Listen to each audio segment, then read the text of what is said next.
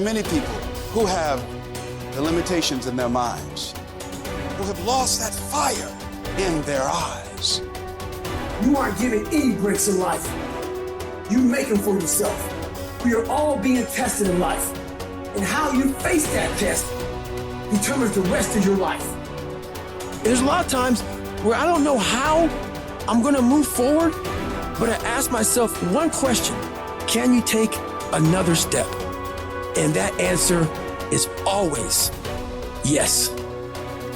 Wherever focus goes, energy flows. So why don't we tap into that power now for your business and life?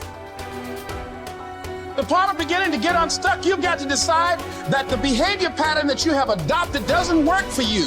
You've got to change your strategies, and changing your strategy means reinventing your life, recreating you, and you have the power to do that.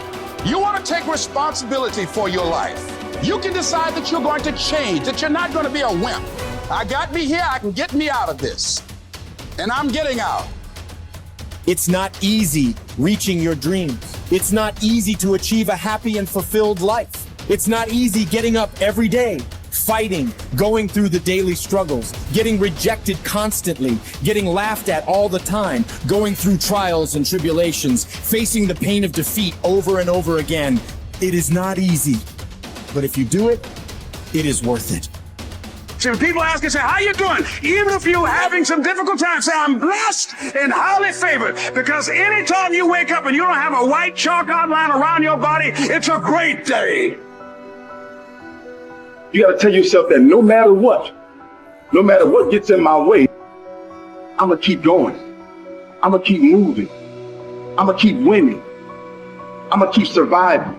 It's everything that you want, because you went through that pain of that journey. It felt like he wanted to just knock you down and say, you know what? You can't do it. Understand that it's going to be trials and tribulation. That we'll have storms, but they will have sunshine after the rain. But that depends on you and how bad do you truly want it. Nothing in life will hold you back if you trust in yourself and you trust in the process. And at the end of this race, guys, you're going to be more capable.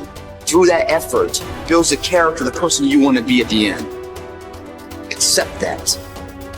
And so I say to you, it's possible you can live your dream. If it's becoming a diamond, if it's having more, it's achieving more, it's possible you can live your dream. It's necessary that you have a plan of action, that you're resilient, that you stick to, that you have the vision and never give it up, that you become creative and relentless and keep on coming back again and again and again, and that it's you that you got to take personal responsibility to make it happen. And when life knocks you down, jump back up and say, it's not over until I win.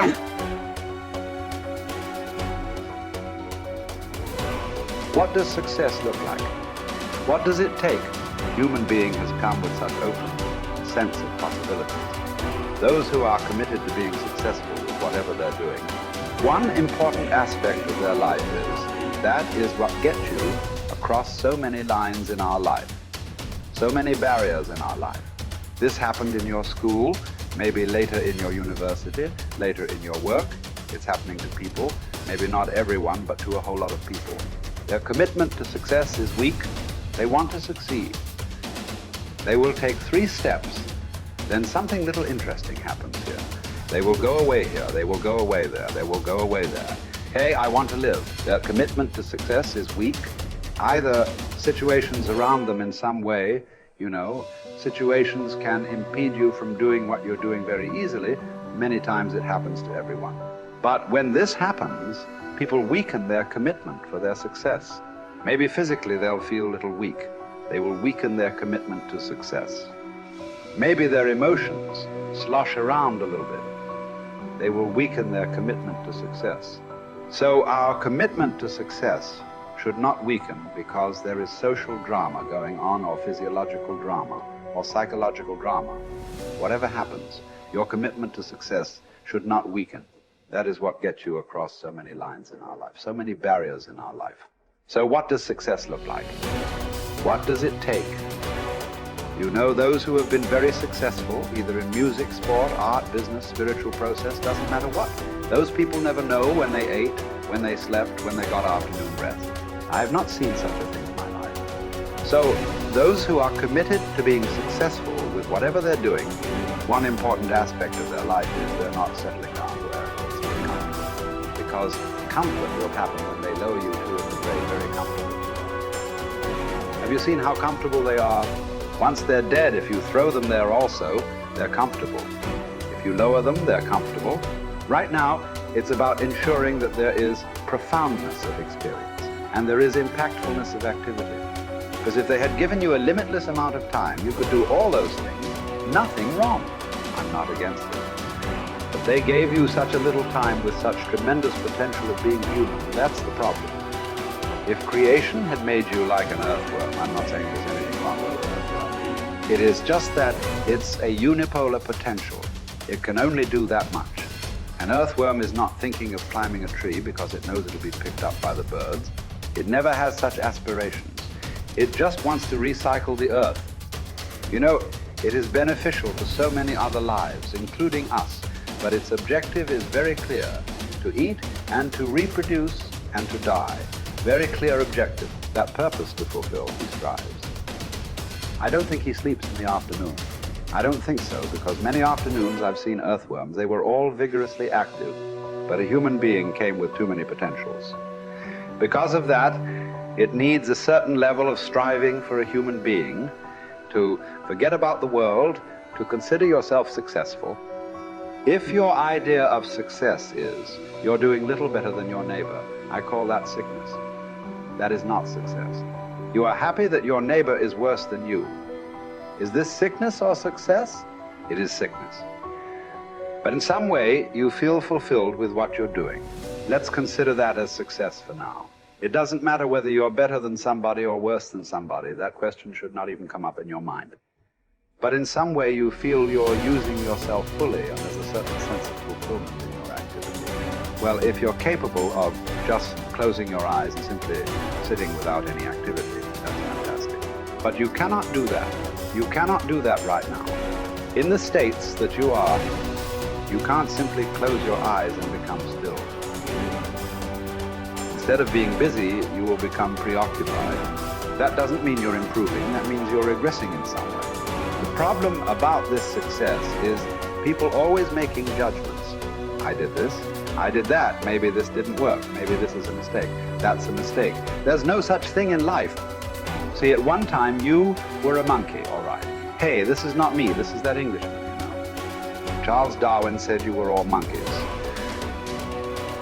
At one time you were a monkey just a brief while ago. Was it a mistake that you committed? That you were a monkey? Or was it just a certain stage of evolution? Was it a mistake or was it just a certain stage of evolution? Similarly, since you were born, because as a human being, you're born largely unformed, unlike other creatures.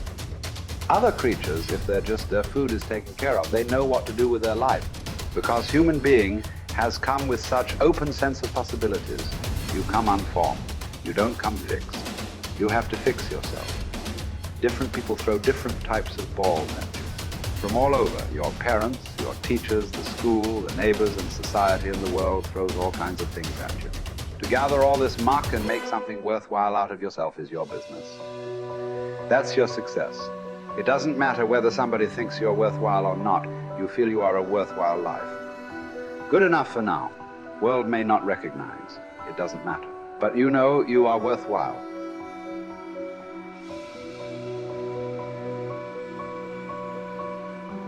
It's hard to say what the soul means metaphysically because, say beyond the confines of a single human being, we do have this sense that the soul can expand itself into something that's greater than it has been. It has this capacity for growth. And we do have this sense that the soul can expand itself to the point where it's enlightened, for lack of a better word, that it's working as efficiently as possible to transform everything that's unnecessarily painful and malevolent about the world into what's positive and good. And that it does that as a consequence of confronting the world with courage and truth. And I think that's right.